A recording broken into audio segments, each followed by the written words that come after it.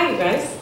Thank you for staying. I am an ambassador from the East Coast, seeing as I flew here and landed about an hour and a half ago.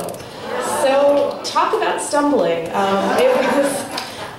fact, well, I had a nice longer layover in Phoenix than was planned, and when I'm on trains, I usually write snarky sestinas and sarcastic villanelles because the train rhythm gets in the way. Airports are not like that for me. Airports are sources of great frustration, and often I write haikus because that is the place for them. So I brought you a haiku that I just wrote, and you guys can tell me if it's bad. And then I'm going to talk a little bit more because I'm also an ambassador from the past.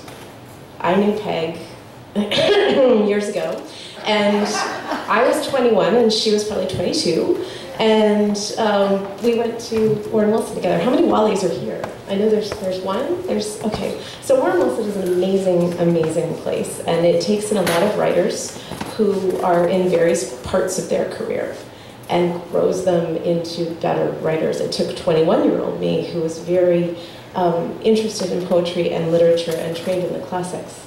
And I got to study with Larry Levis. I got to study with Heather McHugh.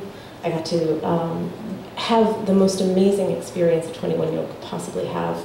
And I went and I turned it into this monstrosity, and they probably will never let me back in the room again. But we'll talk about that in a minute.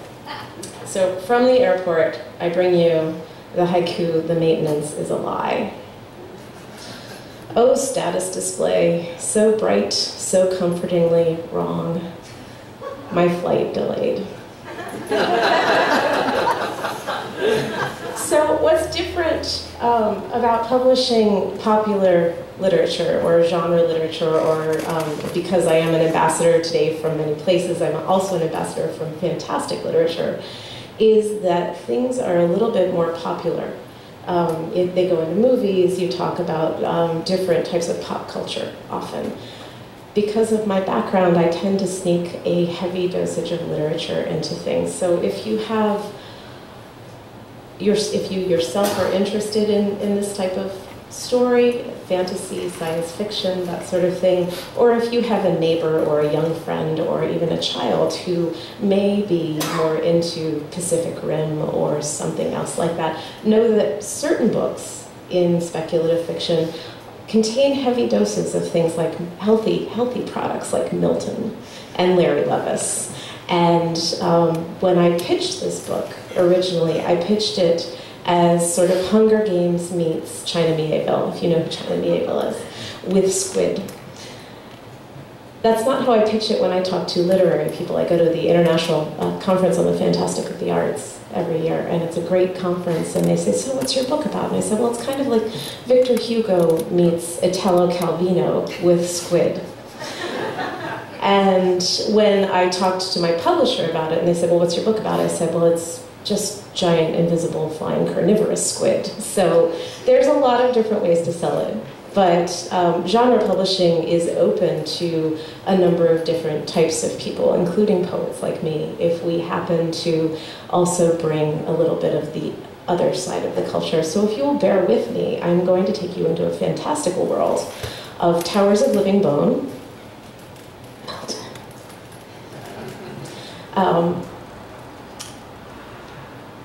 people with wings made of silk and bone, also melted, and giant, invisible, carnivorous, flying cephalopods. I can't say squid because my copy editor corrected me. They're not squid, they don't have beaks.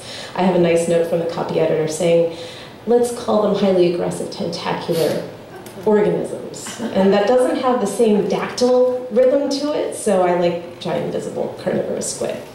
So I'm going to read the first chapter of my book. This is called Updraft. This is absolutely fantasy. It is in the realm of, and anybody who has survived the Hunger Games can read it. I don't care what age you are. The publisher doesn't care what age you are. I have been getting feedback from people who are in their 80s and people who are in their teens saying that they've had a lot of fun with this book, which is great because they don't detect the Milton in it, which is perfect. It's like feeding your kid broccoli when you've mixed it in with chocolate or something. That's really gross. Never mind. Okay. Let's see if I can get this a little lower without it falling out. All right. This is the first chapter of Updraft. See if you can spot the literary references. Can you all hear me? Is this good? Okay. My mother selected her wings as early morning light reached through our balcony shutters. She moved between the shadows, calm and deliberate, while down-tower neighbors slept behind the barricades. She pushed her arms into the woven harness, turned her back to me so that I could cinch the straps tight against her shoulders. When two bone horns sounded low and loud from Mondarath, the tower nearest ours, she stiffened. I paused as well, trying to see through the shutter's holes. She urged me on while she trained her eyes on the sky. "No time to hesitate, curate," she said. She meant no time to be afraid. On a morning like this, fear is a blue sky emptied of birds. It is the smell of cooking trapped in closed towers, of smoke looking for ways out. It is an ache in the back of the eyes from searching the distance, and a weight in the stomach as old as our city. Today, Ezeret Densira would fly into that empty sky, first to the east, then southwest. I grabbed the buckle on her left shoulder, then put the full weight of my body into securing the strap. She grunted softly in approval. "Turn a little," I said, "so I can see the buckles better." She took 2 steps sideways. I could see through the shutters while I worked. Across a gap of sky, Mondarath's guards braved the morning. Their wings edged with glass and locked for fighting, they leapt from the tower. One shouted and pointed.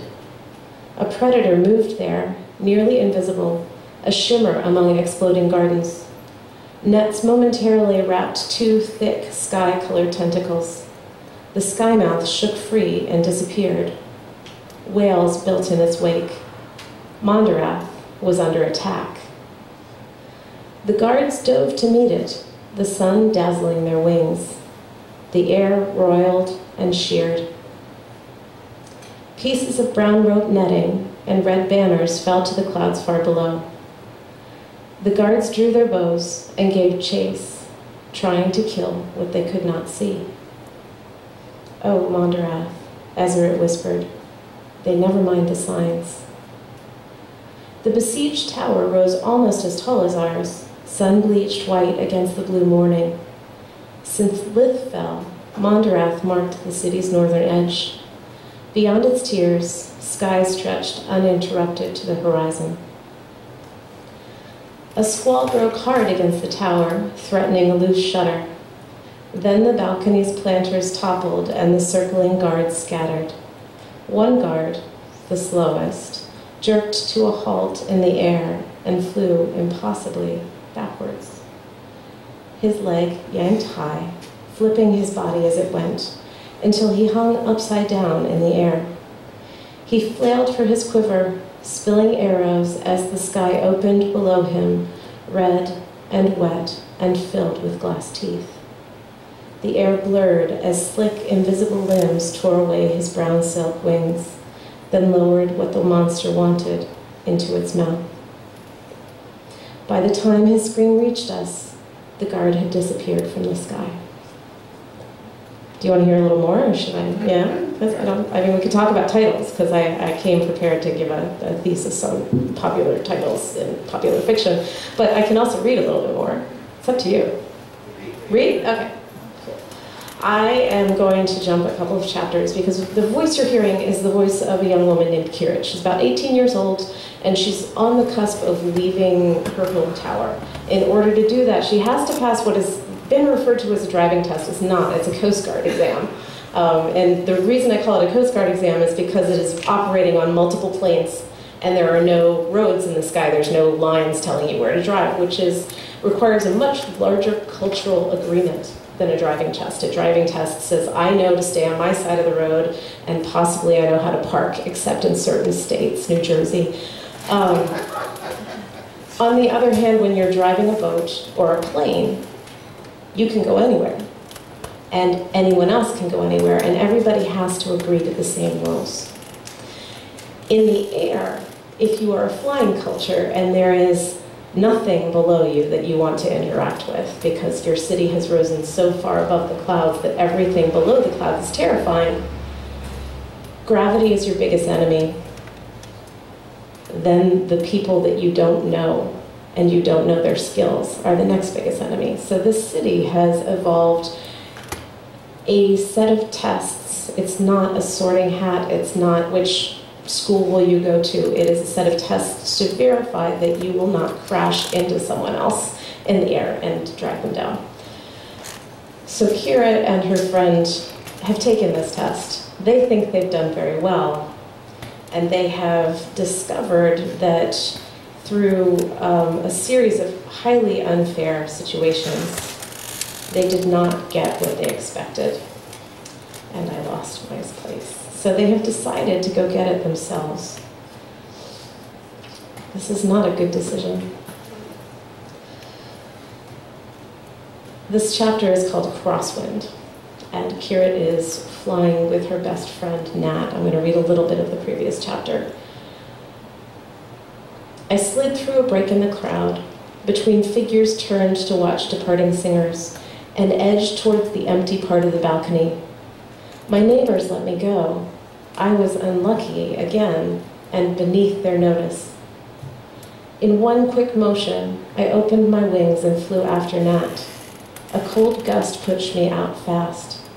The tower shrank behind me before I realized he was headed far from the city, into the open air. I'm coming with you, I shouted across the sky, loud against Mondarath's fading noise. Nat let me catch up with him. We'll take the crosswind in, he replied. We were two lawsbreakers flying without wing marks at Bethaliel, all moon's time of quiet. If we were caught, we would be weighed down with even heavier markers than before. But what did that matter when we were already so burdensome to our families, to our tower? Where are we going? Nat's feet dangled at awkward, overgrown angles from his wing's footsling. The wings supported him, but barely. You'll need to let me draft on your wings for the turn, he said. That was not an answer. We passed the broken tower, Lith, at the northern edge of the city. The winds here were plainer, less easy to read. They were also less prone to shifts and wind shadows. Few flew the edges of the city. I knew my mother did because the winds were also faster here. But I wondered at Nat. The crosswinds picked up farther south. To catch them on this angle, we'd need to fly a long way into the open sky. Turning where? I asked. I didn't care what his answer was. We were in the open, no tower to turn to, no place to land safely. My eyes burned from staring hard at the blue, looking for ripples, air currents, at sky mouths, danger. We could turn back. The city meant safety. Still, I wanted to keep flying until we disappeared into the distance, until they lit our banners and set us free. Into the center, he said, soon. For now, all we had was sky ahead and cloud below.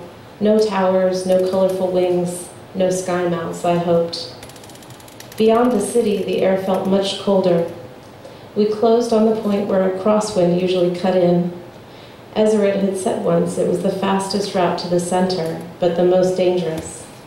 In that moment, on that day, we didn't care. I spotted the cloud drift that marked the wind stream first, and whistled to Nat. He turned his head to sight an angle off the receding towers, then whistled back.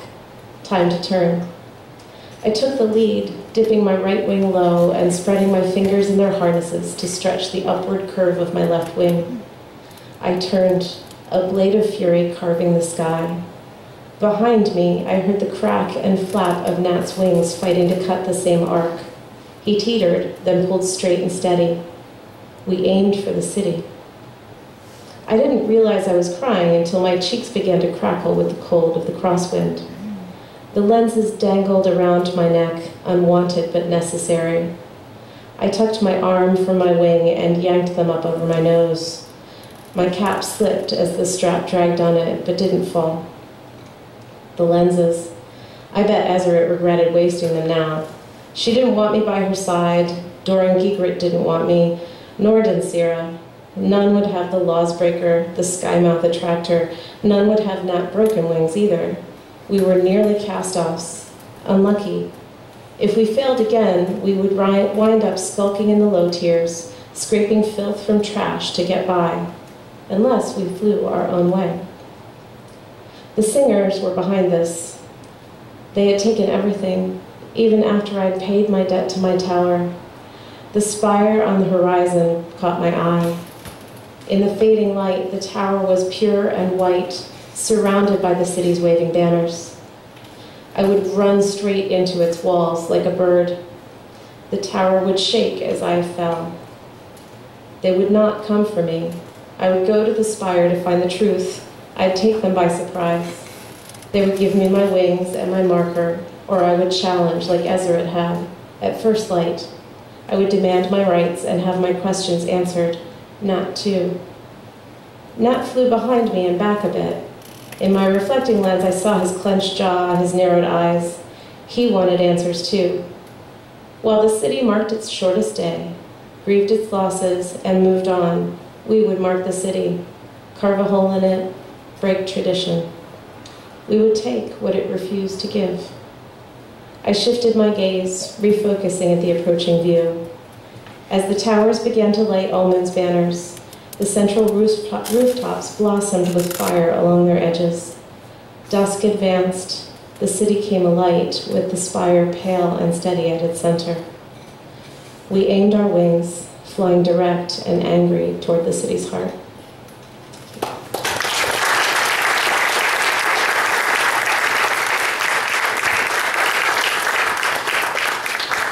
I just want to say thank you to my friend. I haven't seen you in so long, and this thing you have built is amazing.